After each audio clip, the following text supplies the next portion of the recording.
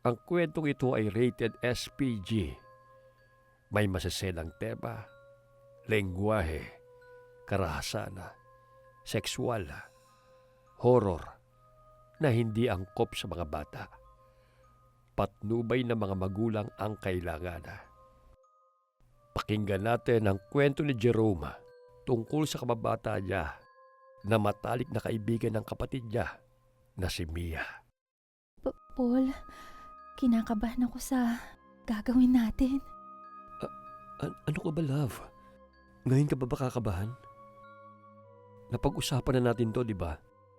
Magtiwala ka lang sa akin. Hindi kita sasaktan. At lalong hindi kita pababayaan. Pero paano kung mabuntis ako? Itatakwil ako ni nanay at tatay. Kung ano-anong masasamang bagay ang iniisip mo eh. Gagamit tayo ng proteksyon, Mia. At kung sakali naman na magbunga tong gagawin natin, pangako, pananagutan kita. Sigurado ka? Pananagutan mo ko, love? Oo naman. Mahal na mahal kita, Mia. Ang tagal kong hinintay ang araw na ito.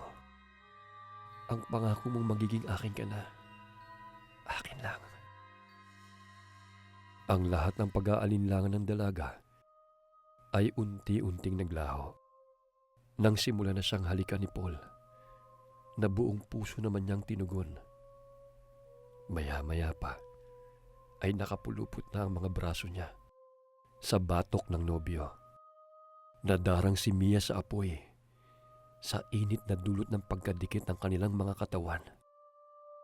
Kapwa sila alipin ng kapusukan at pagkasabik sa isa't isa. Nalimutan na ni Mia ang pangako sa mga magulang, maging ang kanyang mga pangarap. Ang tanging mahalaga lamang sa kanya noong mga oras na yon ay silang dalawa ni Paul. Mia. Paul, mahal na mahal kita. Magandang araw, Inkong. Tawagin na lamang po ninyo akong Jerome. Ang istoryang nais kong ibahagi sa inyo ay kwento ng kababata ko na matalik na kaibigan ng kapatid ko. Halos 2 dekada na rin ang nakalipas, ngunit sariwa pa rin ang sugat na dulot ng isang di inaasahang pangyayari na gumulat sa aming lahat. Paminsan-minsan, minumulto pa rin kami ng mga alaala ng nakaraan. Taong 2000, Maynila. Puno ng pagkamanghang nakasilip si Mia sa labas habang umaandar ang sinasakyang bus. Mas pinili niyang sa may tabi ng bintana umupo para makita niya ang bawat lugar na madaraanan. Kahit tutol ang mga magulang, lalo na ang kanyang ama, ay desisyon pa rin ng dalaga ang nasunod sa huli. Tinanggap niya ang alok ng best friend niyang si Joanne na mamasukan sa Maynila kasama nito. Kabado man dahil first time niyang makarating sa syudad, ay pilit kinakalma ni Mia ang sarili. Noong bata pa lamang kami, pangarap niyang maging guro. Kaya lamang, maagang nagsipag-asawa ang mga ate niya. Kaya hindi na siya nakapag-aral sa kolehiyo. Bilang bunso, at siya na lamang ang walang asawa, gusto ni Mia na makatulong sa mga magulang at mabigyan ng mga ito kahit kaunting kaginhawaan man lamang.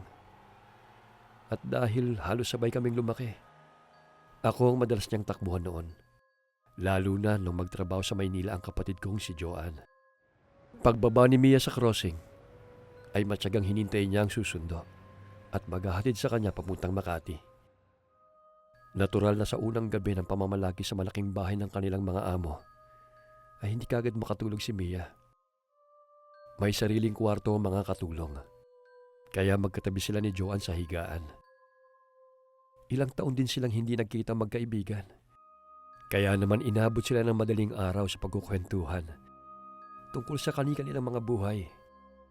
Masaya silang nagbahagi sa isa't isa ng mga bagong karanasan pati ng mga pangarap sa pamilya. Ang kagandahan sa Maynila, may kanya-kanyang toka ng trabaho. Pag-aalaga ng batang iniatang kay Mia. At si Joan naman ay obligado sa paglilinis, pagluluto at paglalaba. Kapag tulog na ang alaga ni Mia, na 2 taong gulang na batang lalaki, tinutulungan niya ang best friend niya sa mga gawaing bahay. Dahil parehong wala sa araw ang mag-asawang Chinese nilang amo, hindi nahihirapang kumilos ang dalawa sa loob ng bahay. Sabay din silang kumain palagi at tinitiyak nilang maayos ang lahat bago pa man umuwi ang mga amo nila. Makalipas ang 3 buwan, naging maayos naman ang trabaho ni Mia.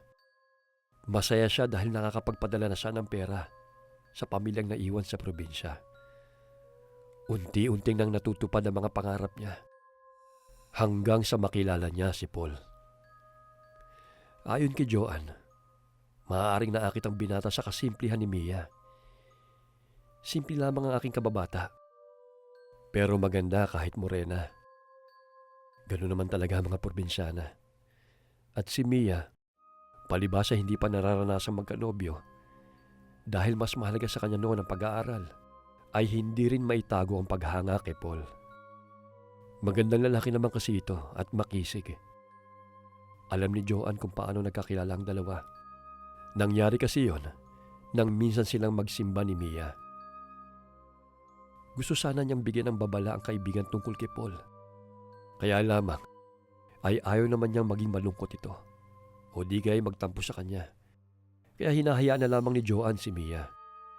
Lalo na't kitang-kita sa mukha nito ang saya tuwing kasama si Paul.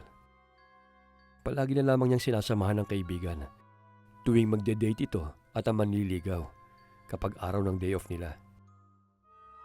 Makalipas ang 2 buwan, nagtapat si Mia kay Joan na sinugot na nito si Paul. Alam kong masaya ka at mahal mo na siya, pero sana, Mia, hinay-hinay lang ha. Alalahanin mo, marami ka pang pangarap para sa pamilya mo. At hindi mo pa ganong kilala ang boyfriend mo. Alam ko naman yun, Jo. Kaya nga kikilalanin pa namin ang isa't isa. Ang saya-saya ko, alam mo ba? Ganito palang pakiramdam ng may kasintahan. Ang sweet ni Paul at ramdam kong mahal na mahal niya rin ako. Huwag mo sabihin nag-kiss agad kayo. Sa halip na sumagot, ay napatakip ng kamay sa bibig si Mia habang namumula at halatang labis na kinikilig. Napailing na lamang si Joan at halos hindi makapaniwala sa bilis ng mga pangyayari. 2001.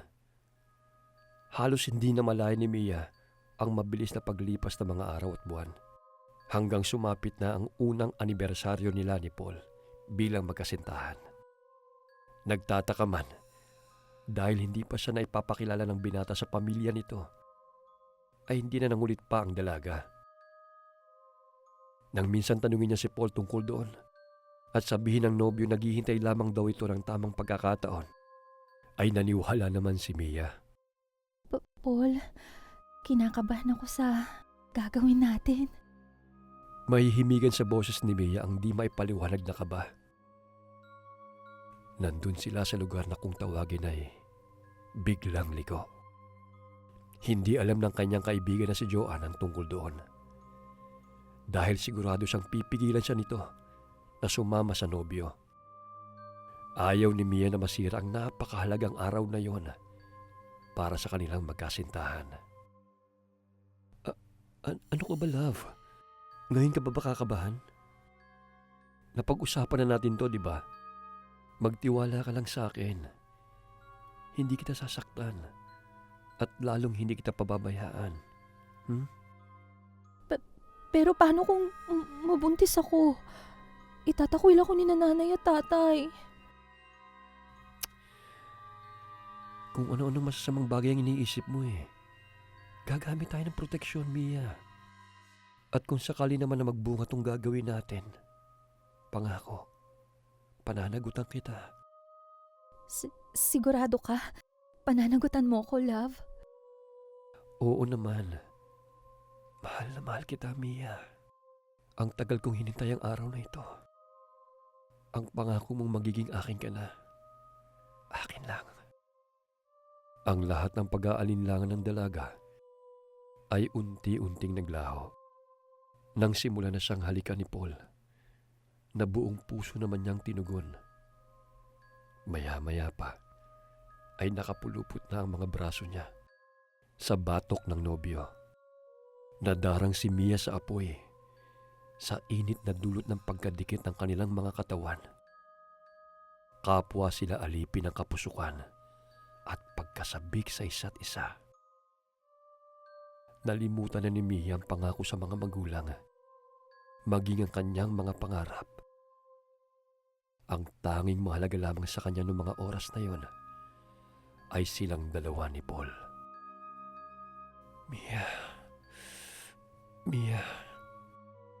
Paul, mahal na mahal kita. At tuluyan na ngang isinuko ni Mia ang dangal na pinakiingatan kay Paul. Bilang pagtupad sa pangako niya rito, na yun ang ibibigay niyang regalo sa nobyo sa araw ng kanilang anibersaryo.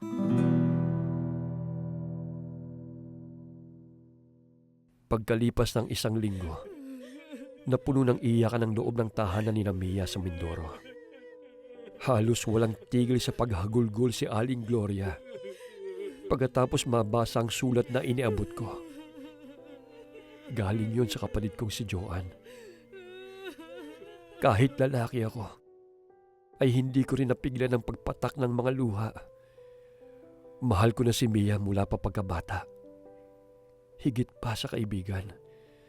At napakasakit isiping hindi na niya yun malalaman. Ayon sa sulat, labis na humihingi ng tawad ang aking kapatid sa mapait na sinapit ni Mia.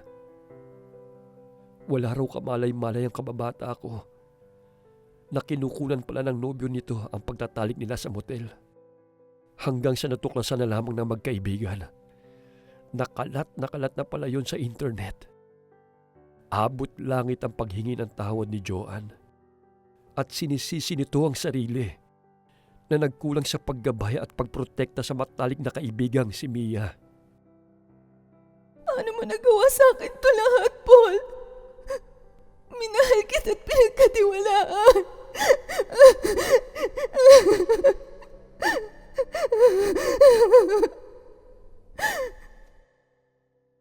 Dahil sa labis na lungkot, sakit, at kahihiyan na dulot ng ginawa ni Paul kay Mia, hindi yun kinaya ng utak ng dalaga. Natagpuan na lamang ito ni Joanne isang tanghali sa kwarto nila na nakahandusay sa sahig at wala ng buhay. Habang may dugong umaagos mula sa kamay nito. Mia? Hindi nag-aksaya ng panahon ng mag-asawang Chinese na amo ng dalawa. Matapos ipalibing ng maayos si Mia, ay sinabihan ng mga ito si Joanne na ipaalam sa pamilya ni Mia ang nangyari. Kalakip ang kaunting halaga bilang tulong sa pamilyang naulila. Gustuhin man ni Joanne na iuwi ang bangkay ng kaibigan sa probinsya namin, ay wala siyang nagawa. Tahimik na lumuluha lamang sa isang sulok si Mang Ruben, habang mahigpit na nakakuyom ang mga palad. May sulat din si Mia sa kanila noong nabubuhay pa ito. Sa loob ng sobre ay nakuha ni Aling Gloria ang isang larawan. Ang nakangiting mukha ng anak ang bumungad sa kanila. Puno ng buhay at sigla. Habang katabi nito, ang isang binatang natitiyak nilang walang iba kundi ang nobyo nitong naging dahilan para magpakamatay ang pinakamamahal nilang bunsong anak. Samantala, dahil sa labis na kalasingan, naghamon na naman ng away si Paul sa bar na madalas niyang tinatambayan. Halos isang buwan nang nakalipas mula nang kitlin ng nobya niyang si Mia ang sarili nitong buhay dahil sa kanyang kagagawan. Hindi lamang isang ulit niyang niyayang magmotel ang dalaga, kundi maraming beses. Noong una'y keme pa si Mia, palibhas ay probinsyana. Pero nang tumagal, ay tila nagustuhan na rin ng nobya niya ang kanilang ginagawa. Kahit pa alam nitong hindi tama yon at para lamang dapat sa mag-asawa. Alam ni Paul na ang matinding pag-ibig din sa kanya ni Mia ang dahilan kung bakit naging sunod-sunuran ito sa lahat ng naisin niya. At sa bawat pagkakataon na nagtatalik sila, ay walang kaalam-alam ang kanyang nobya na mayroong nakatagong kamera sa kwartong kanilang inuukupa na siyang saksi sa bawat pagpapaligaya nila sa isa't isa. Natukso si Paul sa malaking halagang inaalok ng tropa niya kapalit ng video scandal nila ni Mia. Lalo pa, at mukha lamang ng dalaga ang kita roon. Ngunit nang nagpakamatay ang kanyang nobya, labis-labis ang naging pagsisisi ni Paul. Noon niya lamang napagtanto kung gaano kasama ang kanyang ginawa. Sinamantala niya ang kainosentehan ni Mia at maging ang matinding pag-ibig nito sa kanya. Labis siyang nangulila at ayaw tigilan ng sundot ng konsensya. Kaya naman ibinuhos niya na lang ang lahat ng nararamdaman sa pagpapakalaseng. Wala siyang pakialam kahit natanggal siya sa trabaho. Hinding-hindi niya mapapatawad ang sarili dahil sa mga nangyari.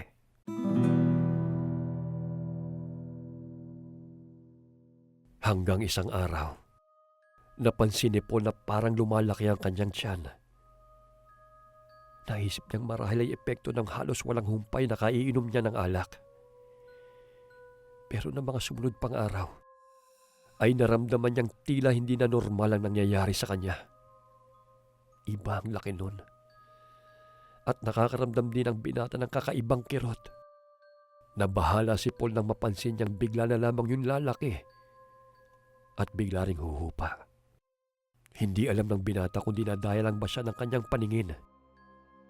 Napilitan si Paul na humingi ng tulong sa pamilya at malalapit na kaibigan nang magpatuloy ang ganun niyang kalagayan. Dinala siya ng ate niya sa ospital, pero agad ding pinalabas dahil hindi matukoy ng doktor ang kanyang sakit. Sa paglipas ng mga araw, ay palala ng palala ang kondisyon ni Paul.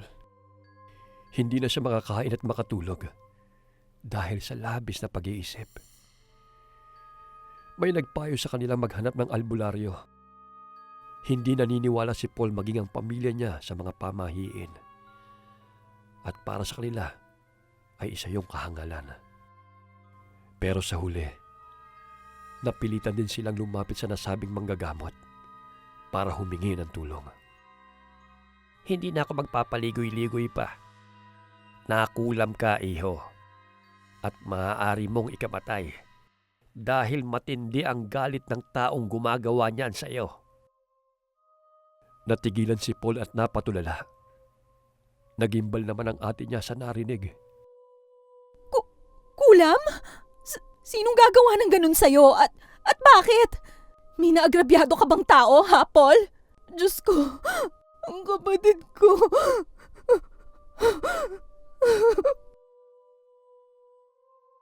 Sa kabila ng blankong ekspresyon, ay halos paanas na binigkas ni Paul ang pangalan ng taong nasa isip niya ng mga oras na yon, na maaaring may kinalaman sa kanyang masaklap na dinaranas.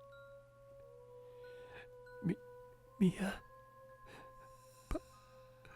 patawarin mo ako.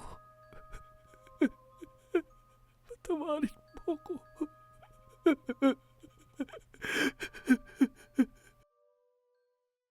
May pumatak na mga luha sa mga mata ni Mang Ruben pagkabasa sa nilalaman ng bagong liham ni Joanne.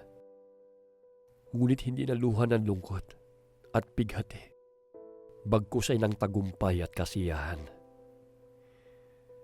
Ngumiti siya kahit hindi yun umabot sa kanyang mga mata. Walang alam ang asawa niyang si Aling Gloria sa kanyang ginawa. Ngunit wala rin siyang pinagsisisihan. Matatahimik na ang kaluluwa ng kanyang anak na si Mia dahil naipaghiganti na niya ito. Buhay ang nawala sa kanila, kaya buhay din ang siningil niya bilang kabayaran. Maingat na tinuping muli ng ama ni Mia ang sulat at ibinalik sa sobre. Mabuti na lamang at hindi idinetali ni Joanne kung anong ikinamatay ng lalaking sumira sa mga pangarap ng kanyang pinakamamahal na bunsong anak at naging dahilan upang kitlin nito ang sariling buhay. Kagaya ng inaasahan, matapos basahin ng kanyang kabiyak ang nasabing liham, ay napahagulgul ng malakas dahil sa magandang balita. Hinayaan na lamang ni Mang Ruben na paniwalaan ni Aling Gloria na dininig ng may kapal ang kanilang dasal na hustisya para sa anak nilang si Mia. Alam kong malaking kasalanan sa Diyos ang ginawa ni Mang Ruben. Ngunit sino ko upang husgahan siya? Isang amang labis na nangungulila at nagdurusa sa masalimuot na pagkawala ng kanyang prinsesa. Mga taga-Galacia, Kapitulo 6, versikulo 7 hanggang 8. Huwag niyong akalaing madadaya ninyo ang Diyos. Kung ano ang itinanim ng tao, yun din ang kanyang aanihin. Ang sumusunod sa nasa ng kanyang laban ay mag-aani ng kapahamakan. Ngunit ang sumusunod naman sa Espiritu ay mag-aani ng buhay na walang hanggan.